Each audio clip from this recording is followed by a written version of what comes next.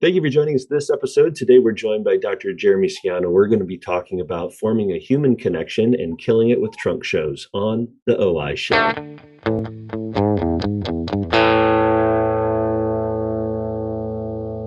Well, thanks again for joining us today. I have my good friend Dr. Jeremy Ciano on with us. How you doing, buddy? It's good to see you. Great seeing you too, man. Yeah, Jeremy, tell us a little. Those who don't know where you practice and a little bit about what you do.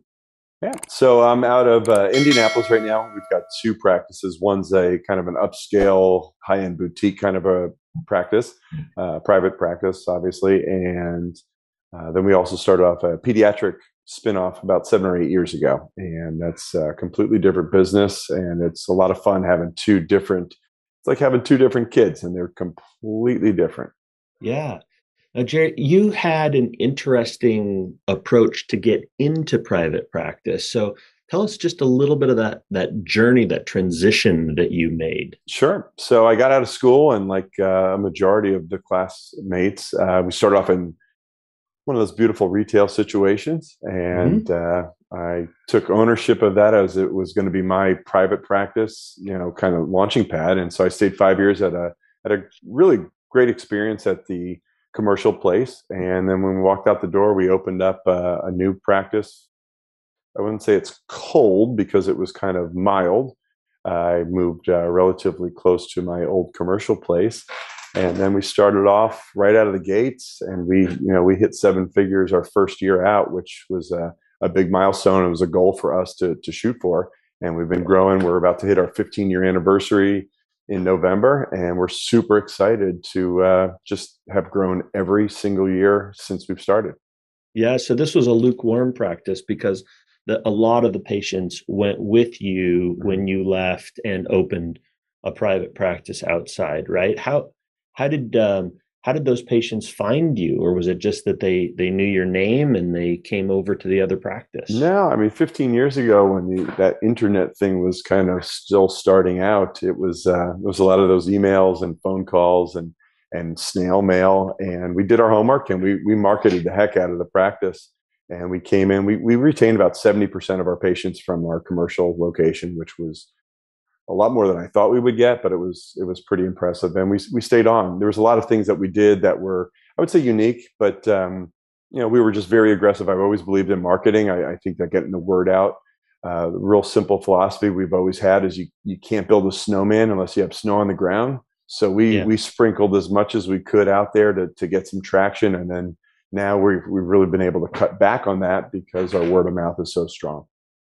So when you opened that practice, you had the revenue coming when in your old practice, you had the revenue coming in from the exam, but not the sale of glasses. In that first year, what would you say kind of the split with your revenue, if you could guess, Uh-huh. that was 15 years ago, was for optical versus, eye exams and so forth? Yeah, we're roughly, I mean, we're on the same rough percentages, and I would say, I think it's a little bit anomalous, but we're about 25% exams and fees, 25% contact lens, 25% frames, and 25% lenses. That's our Hmm. rough ish. So 50% optical. But if you look at the numbers, we're 75% retail where we're selling products. And we kind of joke Hmm. that we're a retailer that happens to practice optometry in the back of the house. Yeah.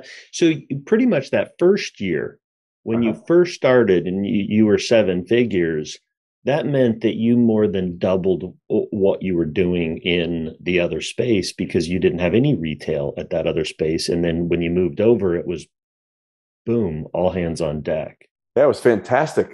We actually doubled our pro forma the first year with our gross sales. The bad thing is that I was double in our expenses as well. So when you do those bank exercises for the pro forma, you could check every box and cross every T.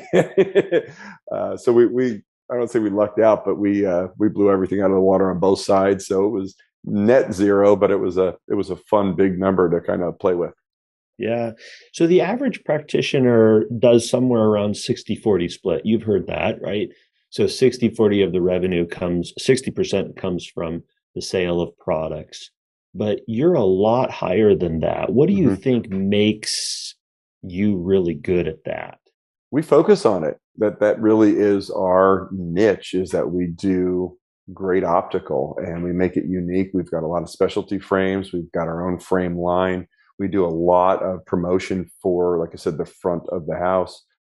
And that's just really where we've gravitated to from a clinical standpoint.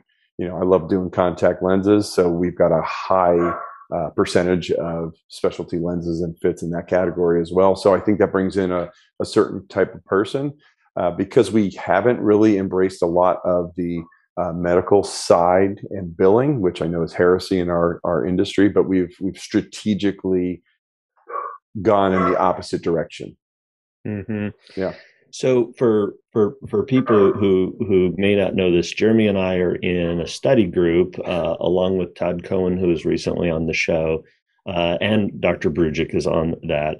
And the thing in our group that's always so funny is so many of us are really medically based, and then Jeremy comes in with these incredibly high numbers, and he's so retail based that we're pushing him on one side and he's pushing us on the other side. In the end, it just makes us all better. But it's kind of this huge dichotomy between Brujic and my practice and your practice, that we're always eager to learn those things from you. Because the other thing is, you don't take medical insurance, correct? No, we don't. And like I said, I know that's heresy in the industry, but we've just found our niche and we're staying in that lane and we're driving fast. And it's something that we haven't embraced, good, bad, or indifferent. But like you said, we have a lot of fun conversations with that. But right now, we've just been we've been staying in our lane. Yeah.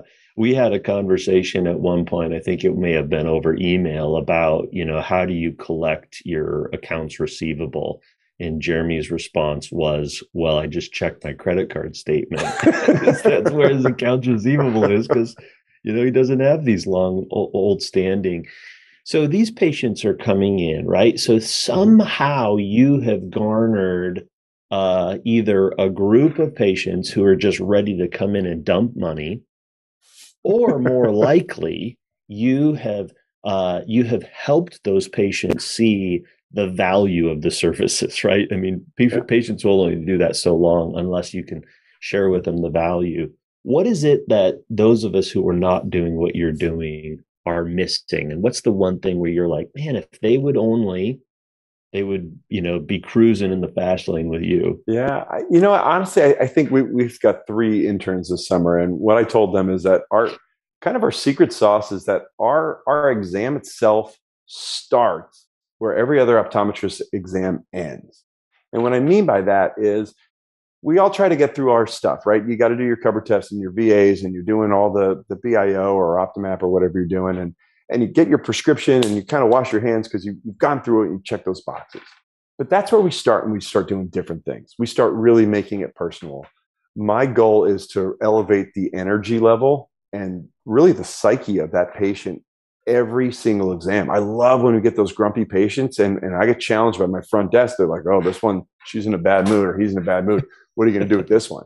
And if I can get them coming out, giving me a hug, a high five, and just really raising that energy level, not just getting a refraction, not just getting a medical diagnosis, but really helping that human being. When you look deep in their eyes and their soul, and you can see that it's a human being there, not just an eyeball with a CPT code or ICD thing. 10. Right? 10, yeah, that's it.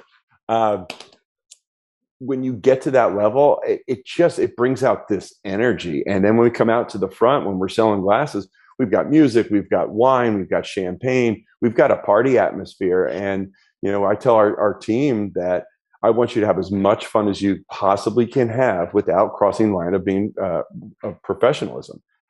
Now, I probably tiptoe that quite a bit with my New Jersey background. But we have a blast all day long, and it's wild. Some of the days that we have, the trunk show parties that we have, but it comes about energy and not just finalizing your doctor role, if that makes sense. Yeah, you've created a culture of energy, right? That's not something that just happens, right? I mean, you can hire people that have that, but keeping that up every day, because I imagine, despite the fact that I've seen you at some really high energy places, that's not how you walk into the office every day. You have to create that, right? At Disneyland, not everybody Mhm. feels like a princess when they put the costume on every day, but they have to become the person that they need to be for our patients in your case. That's exactly it. And when I knock on that door before I walk in, it's like game on. And like I said, I'll refer back to the stuff I told my interns this summer is, the first time you see a patient, you've got to bring your A game and you got to wow them with something absolutely spectacular because they may never come back. And you've got to do something special. And you really have to get that human connection. And when they come back the following year because you won them over, you better step up your game and increase that level. So it's awesome to see the patients that are 15 years now in the practice or 20 years because they came with us from the retail location. They're still with us. Their kids are starting to come in, and I'm getting to that point now where the kids are starting to have the kids, which is mind-blowing. But it's a huge testament. You're getting 3 generations, and they're giving you hugs on the way out. It's a really powerful, awesome way to Let's practice. dig a little deeper, Yeah, Jay. So you say you've got to win them over, right? So some of us are hearing that we're giving them the best of refraction or course. whatever it is, but I don't know. They can get a good refraction somewhere else. What are the things that you're telling your other doctors, right? Because you've got multiple doctors in your practice, Mhm. you've got these interns. Like, what is it that you say is our way to grab a hold of that patient and connect with them? It's not that you cover tests better than anybody else, right? What is that thing? Like, tell me what that is that connects those people to you.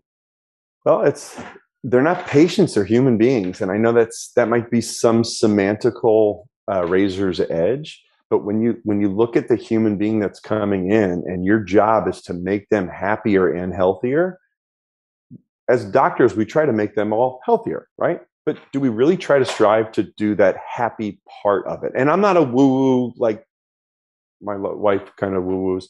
But I do believe that there's a huge connection when you can raise that energy level of another human being when you're in that room together. There's so many things that they will tell you outside of the optical time. And I'm not, we do a lot of patients. I mean, we do 3 to 4 an hour. So it's not like I'm sitting there just, asking about everything about their personality. But we do try to dive into one human aspect of that person with every encounter. And I cheat. I put notes in my chart, and they kind of jog your memory, and you remember that the last time that they were in Italy or they just had a grandkid or something, and you bring that up, and it's amazing some of the conversations that you have, and I love it. I mean, that's why I love going to practice every single day, is because I have so much fun. I get to hang out with 25 new friends every day, and it's wild. It's just a great experience, and it's different than just trying to get to the refraction and the 90D.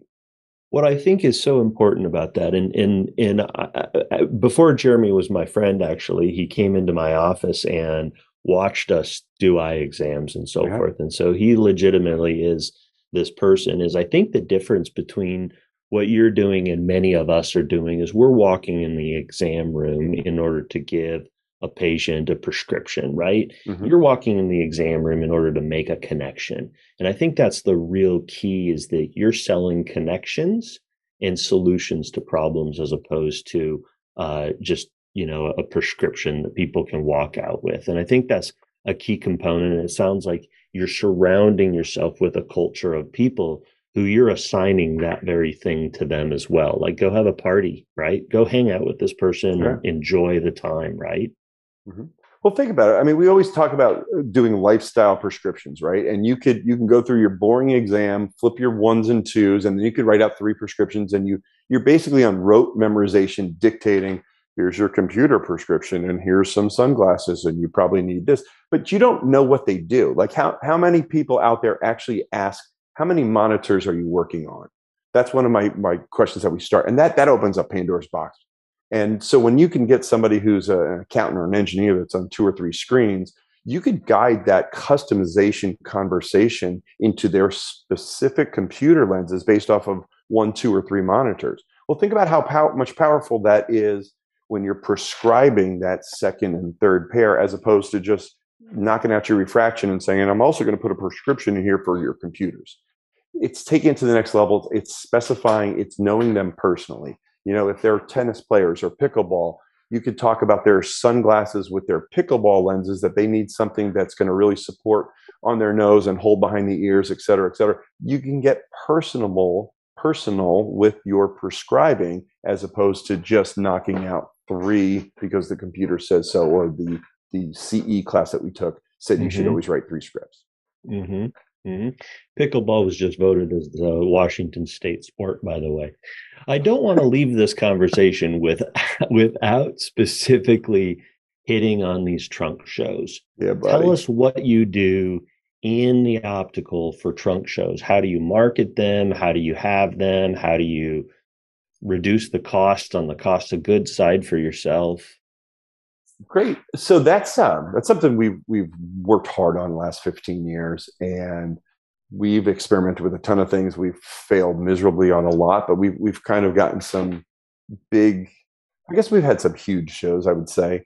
The biggest thing is giving a patient a reason to come in. And as basic as that sounds, if you really sit down and say, why is somebody going to give up a Thursday night or a Saturday afternoon when I've got 3 kids, we're going to soccer practice, just because you've got shrimp cocktail or you've got some nice wine? It's not a compelling reason. You have to really give somebody a compelling reason. And once we got through that optical barrier, we walked away from the trees to look at the forest. What's going to make me come out and give up my Thursday night? We started experimenting with completely different draws. The 40% off is not a big deal.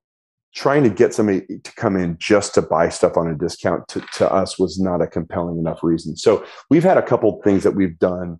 For example, like we have a bespoke center where we actually create custom frames, where you can come in and pick out the plastics and the woods and the shapes and the colors, and you can design almost an infinite number of colors and materials and designs. So we do an educational bespoking evening.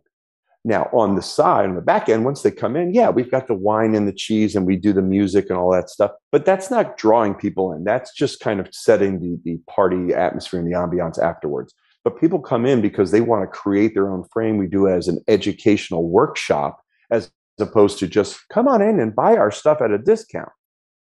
We actually found that you don't have to discount it. When we go through the educational process and you show somebody that they can customize their own frames, they're blown away. Now, do we kick something back? Yeah, we've got a little coupon just as an incentive, but it's not massive. That's not the draw. It's the education. We've had an optician with us for almost 15 years. She just retired on us and moved down to Nashville to be a full-time grandma, which I'm so happy and pissed off at the same time for her. But no, we love her, and so we're going to bring her back because over 15 years she's built this following, and she's going to be our celebrity optician, and she's coming back. We're actually promoting her as the draw, and it's out of control. The people that have built this friendship with our optician for 15 years are coming out of the woodwork because they want to see her again. And we're probably going to have our biggest trunk show ever. I'm speculating, but that's just again, that's a draw. It's not a discount. We don't even know what frame line we're going to promote yet, but we're promoting something else. The other one that we do every year, we're doing it up until COVID, which we're bringing it back this year, is on our anniversary, we do a huge international food and wine pairing with our frames. So we pick about 7 or 8 of the different countries that we have frame lines from: Japan, France, Italy, etc. And then we bring a food and a beverage from those countries. So we've got about 8 stations. We bring in a chef. He comes out, he prepares some really cool food. We've got the pairing wines of, French wine, or we've got Japanese sake. We just do it up so that, with the sushi and sake, we've got these certain frame lines. And with the French ones, we've got, the wine and cheese. It's been a blast. And so that's getting some traction. So people are coming in because they're getting free food. They're getting a really cool experience with the chef. And then they learn about all of our frames. Now, do they buy it that day? Maybe, maybe not. We do okay. I mean, we don't, nobody's going to starve in our office after these trunk shows. But if nothing else, it's a patient appreciation is how we kind of promote it.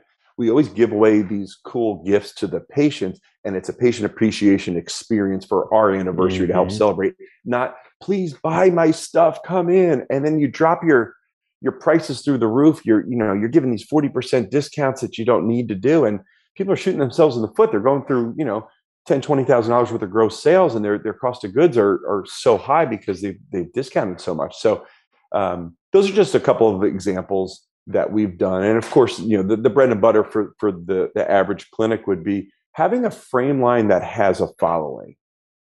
Your average bread and butter frames that anybody can get anywhere don't have a following. They're just purposeful. But if you've got some super unique frames, and it takes years to build this, but we've got this one frame line, we got a couple of them that we send out flyers and mailers to those people that have purchased it in the last 2 years. And people who have bought that unique frame are really looking for that. They're excited. They come in because that's a unique experience, because they've got a funky, crazy frame. They want to see more like that. And so sometimes the frame line itself could be the draw. Now, of course, there you're going to give some of the discounts because the frames themselves are the draw. But I would say that's those are 4 of the biggest ways that we would do a trunk show promotion. Those are awesome.